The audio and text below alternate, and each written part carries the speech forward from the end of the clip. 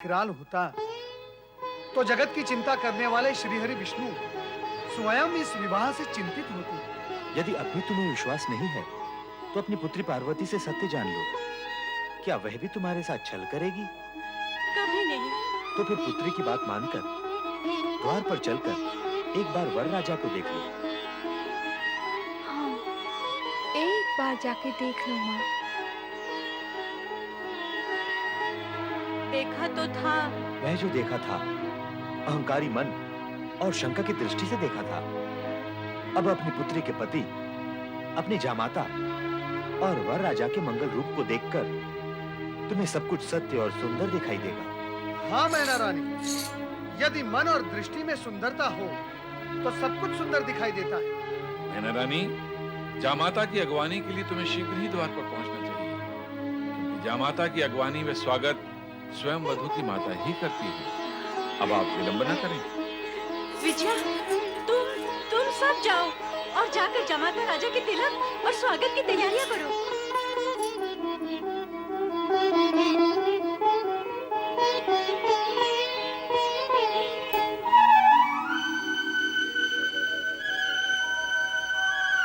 चराचरपति कैलाशनाथ भगवान शिव शंकर का मैनाक स्वागत करता है। प्रभु, मेरा प्रणाम स्वीकार करिए।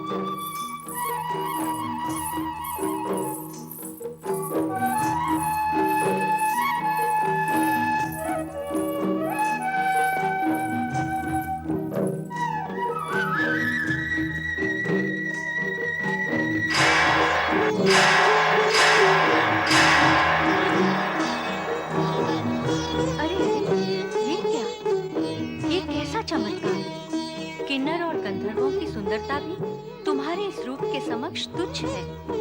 फिर मैंने तुम्हारा वो भयानक रूप कैसे देख लिया? कौन था वो? वो तुम्हारे मन का ऐसा भ्रम जिसने अहंकार के गर्भ से जन्म लिया। तुमने जो देखा वो सत्य नहीं था, और जो असत्य था वही तुम्हारी शंका, भ्रम और अहंकार के कारण तुम्हें दिखाई दी। ऐसा इसलिए हुआ कि रानी होने के अभिमान ने तुम्हें पकड़ रखा और तुम्हारी दृष्टि के घृणा भाव ने मुझे जकड़ रखा। यदि ये जकड़ पकड़ न होती तो मैं तुम्हें पहले भी ऐसा ही दिखाई देता जैसा अब दिखाई दे रहा हूं।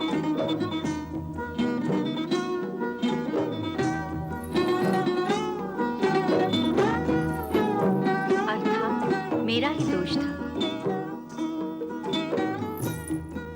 हाँ, लीला मेरी थी और दोष तुम्हारा था। तुम्हारा आशंकित मन ऐसे दृश्य और आकृतियां देखने का इच्छुक था जो तुम्हारे भ्रम, अहंकार और असत्य को संतुष्ट कर सके।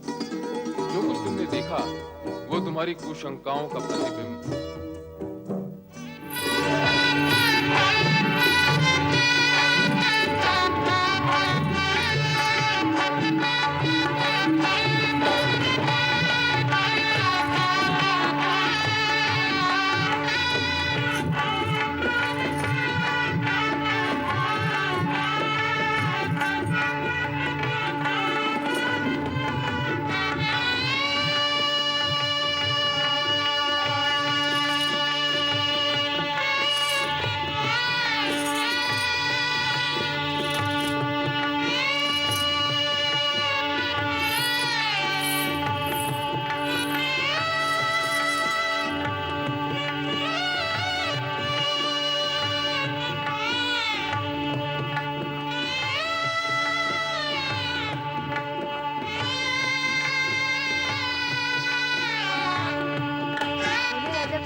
कामदेव की सुंदरता का अनुमान लगाया जा सकता है। क्या कामदेव भी अपने दूल्हे जैसे सुंदर है?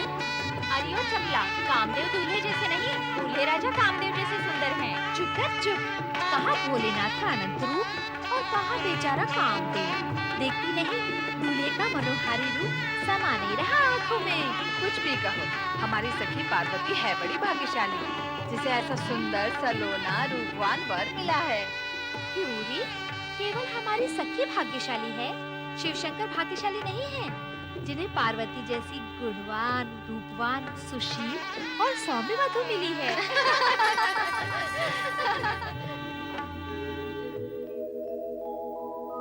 मेनादैवयुता सुधा मधुमयी सच्शान्तिदा मातृका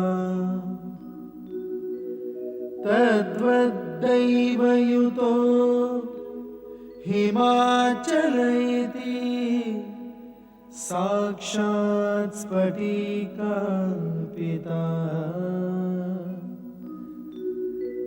सार्धं प्रकृति वैभवादिविशदै सानन्दयुक्तैः स्वरैः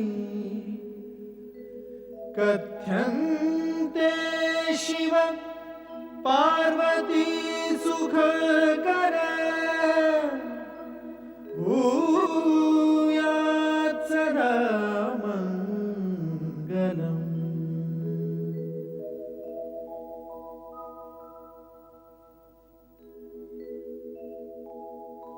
आदौ भूतपतिः अऊममिलितो ओंकार व्याहार्यते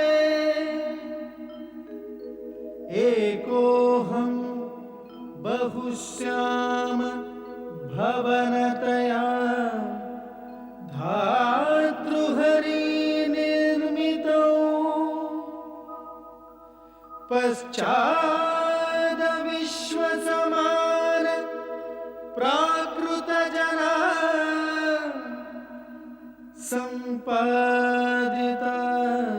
शङ्करैः सोऽयं शैव विवाह्यते च प्रकृतिं भूयात् सदा मङ्गलम्।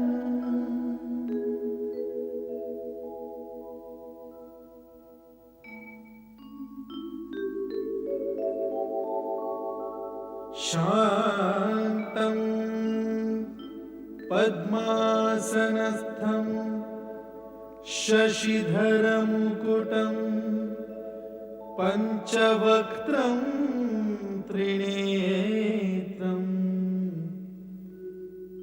शूलं वज्रं कृपाणं त्रिशूलमपि युतम् दक्षिणागे वहन्तम्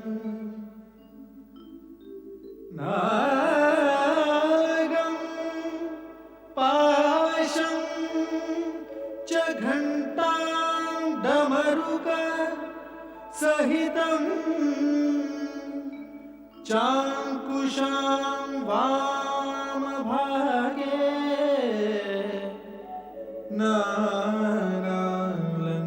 नानालङ्कारयुक्तं स्फटिकमणिनिभं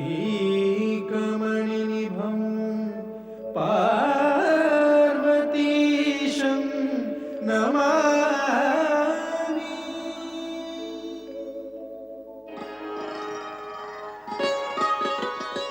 हिमालय राज, कन्यादान की विधि पूर्ण करने के लिए कन्या का पिता वर से उसका कुल, गोत्र एवं पिता का नाम, साथ ही वेद एवं शास्त्र का ज्ञान पूछता है।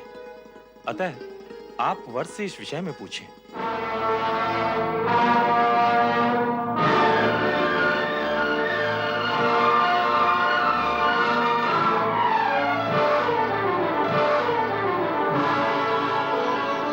जो आज्ञा गुरुदेव।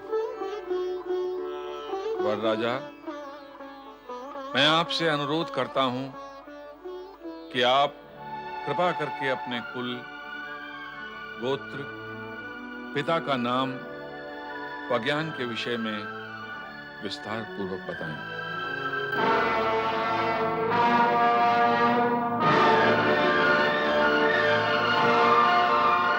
हिमालय राज, ये आप कैसा विचित्र प्रश्न पूछ रहे हैं? वैसा ही देव ऋषि, जैसा कन्या का पिता कन्यादान के समय वर राजा से विधि अनुसार करता है। नारायण नारायण। हिमालय राज, ना तो देवी पार्वती साधारण कन्या है, ना ही भगवान शिव साधारण पुरुष। यहाँ ऐसे प्रश्नों की विधि आवश्यक नहीं है। पर देव ऋषि, कार्य तो विधि के अनुसार ही होगा। ऋषिवर, संपूर्ण कार्य विधि के अनुसार ही हो रहा है। विधि का पालन सुविधा और स्थिरता उत्पन्न करने के लिए किया जाता है, परंतु यदि विधि असुविधा और अस्थिरता उत्पन्न करती है तो प्रसंग और अवसर का विचार करते हुए उसे एक ओर किया जा सकता है। देवर्षि, आप विधि से परे क्यों जाना चाहते हैं? मेरा वर्षे, कुल, गोत्र एवं पिता का नाम पूछने में आपको आपत्ति क्या है? नारायण नारायण। ऋषिवर, आप इनके पिता का नाम पूछना चाहते हैं जो संपूर्ण जगत के पिता हैं, जिनके होने से पूर्व किसी का होना संभव नहीं हुआ और जिनके होते हुए सब कुछ शेष रह जाएगा। उनके पिता का नाम पूछना चाहते हैं आप? तो सुनो, उनके पिता का नाम परमपिता ब्रह्मा जी भी नहीं बता सकते। मुझे क्षमा करें परमपिता, परंतु क्या आप शिव जी के पिता के विषय में कुछ बता सकते हैं?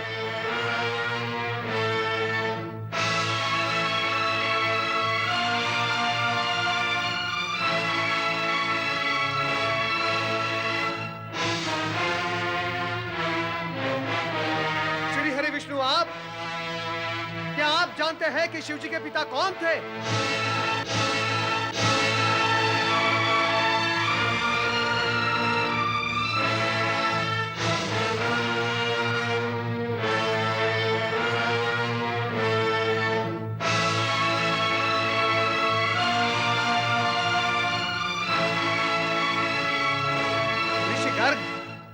गणना का आरंभ तो एक से होता है, एक के पश्चात दो और दो के पश्चात तीन, परंतु आप मुझे यह बताएं कि गणना में एक से पूर्व क्या है? बताएं ऋषिवर कि गणना का अंतिम अंक क्या है?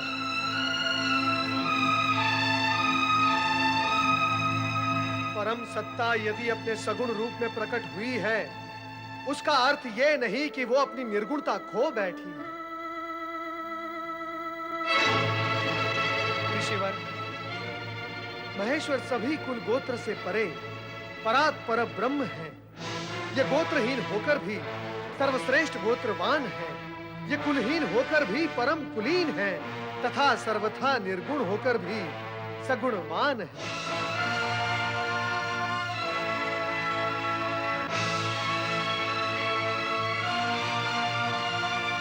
इनसे व्यर्थ के प्रश्न पूछना ही व्यर्थ है। ऋषिवर, तनिक अपनी दृष्टि उठाकर देखिए शिवजी के उस मुखमंडल को, उस तेज पुंज को जिसका न कोई आदि है न अंत है।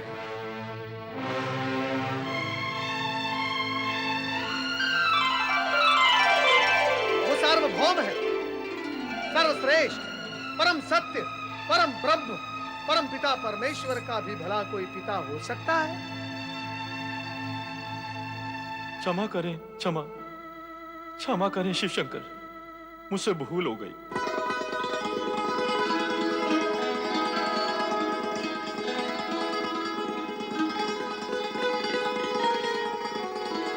परमपिता ब्रह्मदेव, श्री हरि विष्णु, मैं रीत, विधि एवं औपचारिकता में ये विराट सत्य भूल ही गया था। ऋषिवर, मेरा विचार है आगे की विधि अब आप पूर्ण करें, अधिक विलंब उचित नहीं। अवश्य अवश्य, आरंभ करें।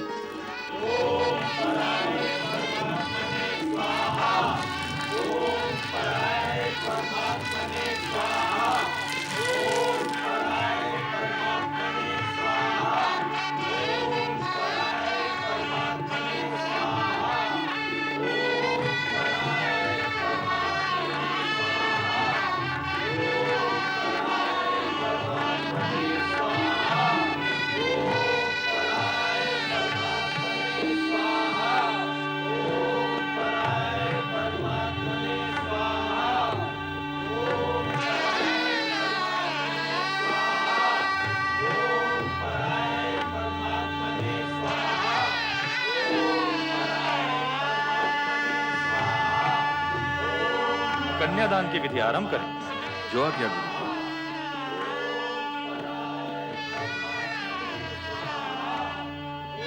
इमां कन्यां शुद्धम अहम ददामि परमेश्वर, भाग्यार्थम त्वं परिग्रह्य प्रसीद सकलेश्वर।